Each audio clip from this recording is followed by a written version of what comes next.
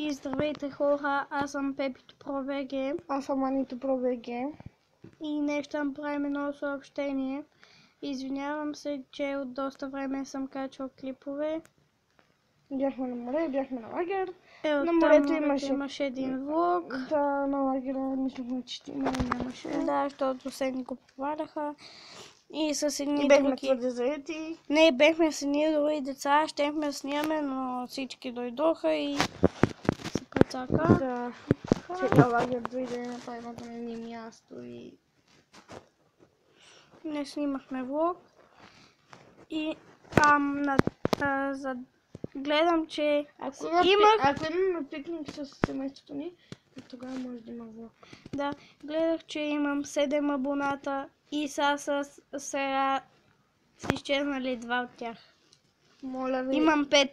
На 10 абоната вие пишете канали и ще ви направя ревюта. На тях. Да, но на 10 абоната. Да, така че...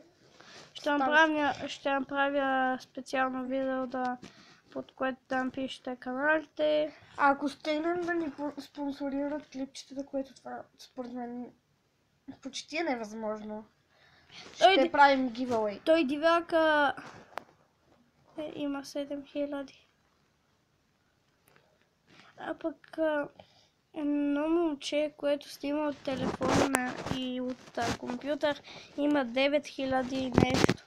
Да, давайте идеи за клипчета, защото му предлагам на него, сега ти предлагам да не снимаш вече, да малко да поспреш или да снимаш на гейминг, или смисъл да правим повече на Daily Vlog и DIY и между тях да снимаш на гейминг.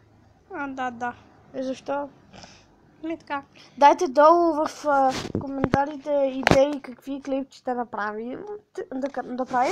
И Велки, ако гледаш това, моля ти се, дай някакви идеи, не знам какви имаш аз. И какви бяха тия две клипчета, които ми ги беше изпратила по Viber, да.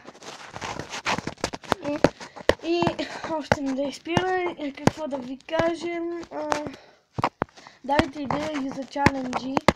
Знаме, че не снимахме Хари Потър, но сега мога да снимам на компютъра. После може на Counter-Strike. Да.